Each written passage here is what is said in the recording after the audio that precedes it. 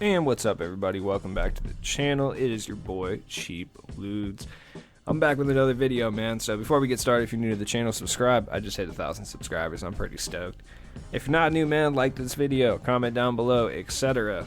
So no real new content today in NBA 2K21 my team, which is kind of a bummer, man. We didn't even get like new challenges or anything really, except the daily one. So make sure you're doing all your daily challenges. Like I've said every time, like it's not necessary to get up to the reward player. I mean, it helps a lot. Trust me, all three of them have been incredible, but just getting up as high as you possibly can and getting as many of those rewards as you can is clutch. So like I said, we didn't get any new challenges, nothing today. Everything's kind of the same, so use this as a catch-up day, kind of get as many of the challenges done as you possibly can. I know it is a little later in the day when I'm making this video, but you get the general idea. But either way, we're getting some new content tomorrow. We're probably going to get some new content Wednesday as well. It just kind of depends exactly what 2K is doing. They've been kind of switching around the days, so I'm not sure if we're getting Tuesday packs, Wednesday packs. We might even be getting Saturday packs again, but either way, it doesn't matter. I'm talking about the challenges today. So I'm going to go through every single one. It's important you get these done. So we'll start with Shaq challenges, obviously, and I'll talk about every single one individually. So this one requires you to get 3 team blocks in the TT game. Now here's the issue, is you have to use the Shaquille O'Neal. So you have to use the starter Shaq that you get from the locker code. That I'm not going to put the locker code up on the screen because it is on the actual challenge itself. So Shaq's one of the guys you have to use. Another couple guys that I would recommend using, Serge Ibaka. Obviously, if you have him, he's an extremely good option as he can kind of move, he can shoot, and he can block shots. He has like a 99 block tendency. I displayed Larry Sanders up on the screen.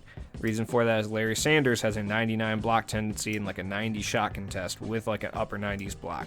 He's incredible, and he moves really well too and can kind of handle the ball a little bit. Other than those two, I would just run one shot blocker, Shaq, and then I would run somebody to facilitate your offense, somebody you can score a lot of points with. So Shaq's dominance, this one is get 10 rebounds with any player and win the game. Easy peasy. I would just put a bunch of the guys that you need to get challenges done with in the lineup. It's only on pro difficulty, so the CPU is going to score a lot, but you'll make a lot of shots on pro, so it's not really that big of a deal. I would just throw a couple big men down there. Honestly, stamina is not really a big deal with the Gatorade symbol. Yeah, it's like kind of an issue when it comes up, but it doesn't really matter. Just keep them in there until they get 10 boards. Score 30 points. Easy enough. I mean, just throw some guys out there, loop them in with your challenges, score 30 points with one single player. My thing is just don't take them out of the game until you do it. This one's a little tougher. You got to make 10 dunks with a single player in triple threat. Now, the team you're playing is pretty trash, so it's not really that hard. It's the 2000 Warriors team. All 3 of them don't really play great defense, so it's not really that big of a deal. Shumpert he's a decent option with an 85 dunk, but for my money, I recommend spending the 1,500 MT and just going for my man. Where is he? Gerald Green, dude. Gerald Green is absolutely absurd. He's got a 95 driving dunk. He's got an 86 ball handle. His speed looks weak at 83, but he's actually moves really fast for somewhere. He's got a 94 vertical. Honestly, you can throw him out there. He'll zoom past people with gold quick first step and all those dunking and finishing badges. He'll be able to get 10 dunks no problem. It may take a try or two, but he definitely will be able to do it. You have to use Shaq as well. So I recommend running Gerald Green, and the reason for that is just because he can handle the ball really well and operate as like a point guard figure. Donovan Mitchell works pretty well too. I had a little bit more fun using Gerald Green just because he can dunk over people. Whereas Donovan Mitchell, he will do it occasionally, but it's not really something that he does constantly. Gerald Green will straight up dunk over an entire team. And he's only 1,500 MT. Like, obviously, if you have like Isaiah Ryder or some of the more expensive guys in the game, Steve Francis works really well because he's got a lot of speed.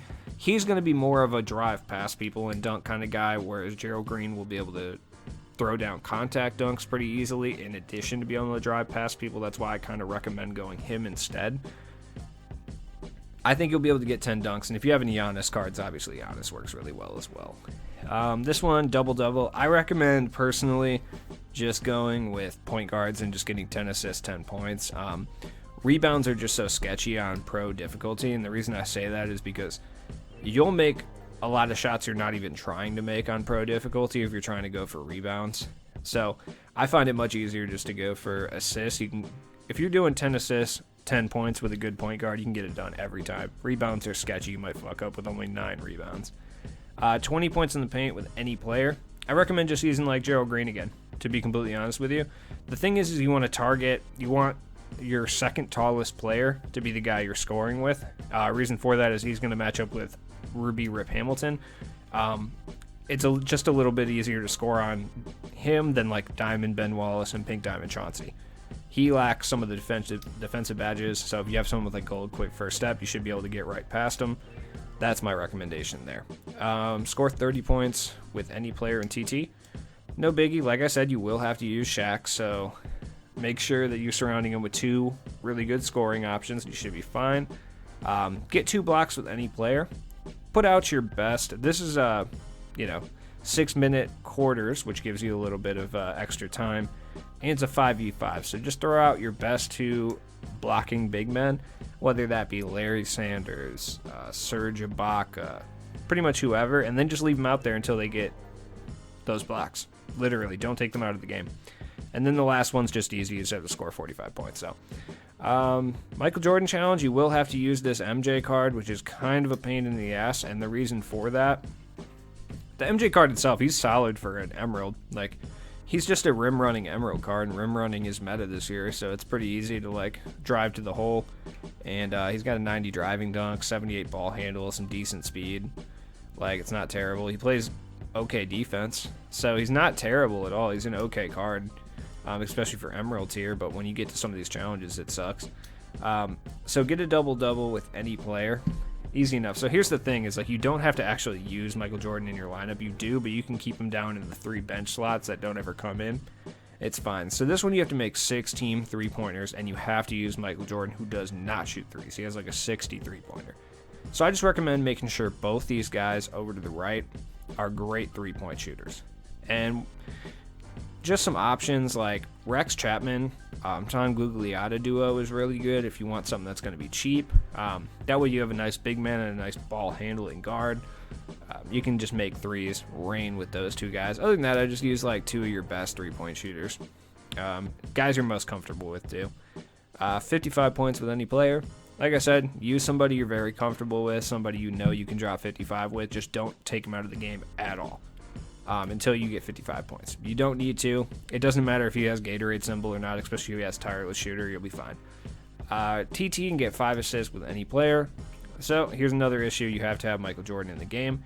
So you're playing against the Jazz, and it's going to be a Diamond Stockton, a Pink Diamond Karl Malone, Predator, and Ruby Jeff Hornacek. So you need to make sure the second tallest person on the team is going to be your primary scoring option, so you can get those 5 assists. I mean, realistically, you'll be all right, but it's going to be kind of hard to drive past Stockton and drive past Malone. So you want to target Hornacek as much as humanly possible. So just feed your second tallest player the ball, get some assists, you're good to go. 9 rebounds with any player. Put your best power forward center out there. Just leave him in the game the whole time until he gets 10 rebounds.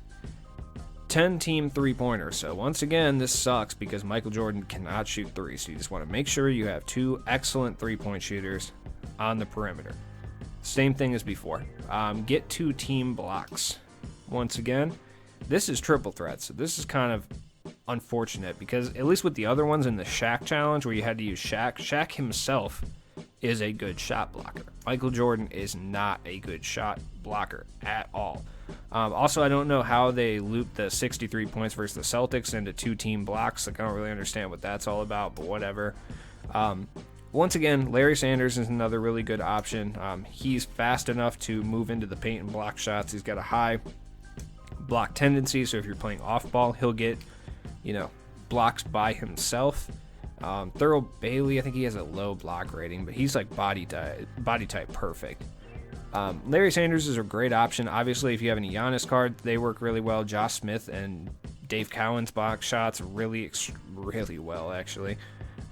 Ibaka's, for my money, the best guy you can put out there, just because he brings offense to your team and he blocks shots. He's Larry Sanders with offense. Double-double, once again, very easy. 45 points with any player, same thing, just do not take them out of the game until you score 45 points, and then you can throw on your bench guy if you really want to. I recommend doing it with like a guard or a wing. Personally, it's just easier for me. It could just be my playstyle. Maybe you're better with big men, but you know, it is what it is. So the reason I'm even making this video is because I have had people tell me that they're having issues with these challenges, which I understand. Especially if you don't have like a god squad or anything like that. Like, I get having issues with it. Just because certain players are hard to get these things done with, especially when they don't have the highest tendencies, badges, and stats. But it's imperative you get them done. This is the season to sit back and stack MT. Rafer Alston and Bill Russell have been excellent cards in their own right. Rafer Alston's one of the best point guards in this game, and Bill Russell's one of the best defensive cards in this game. And I have a feeling this Spotlight Challenge is going to be great as well. Nobody really knows what the Spotlight reward is for this season. I have a sneaking suspicion it's going to be like a pink diamond, but it'll be a very good pink diamond. Like I said, Bill Russell's really good, and Rafer Alston's really good. So it's one of those things that this one's going to be really good as well. And in their own right, some of these other cards are great too. Like Oakley and Dennis Scott have been actually pretty good. Goran Dragic's really nice. Joe Ingles has his uses. So you're getting all these free cards. I think, yeah, the Season 1 guys aren't very good. Mark Price is fun to use sometimes, but that's about it. You're getting great rewards on the way, and at the end, you're getting a great reward. So I highly recommend, if you're no money spent, regardless. It doesn't matter how you play this game. Getting these done can only help. You're getting 6 decent to, like, kind of bad cards for rewards, and then you're getting 1 really good card. Who it's going to be, I have no idea. Are they going to be good? It's trending that way, so I would recommend doing it. If you have any other questions, man, jump in the comments. Let me know. I always answer back comments for the most part, unless they're like rude.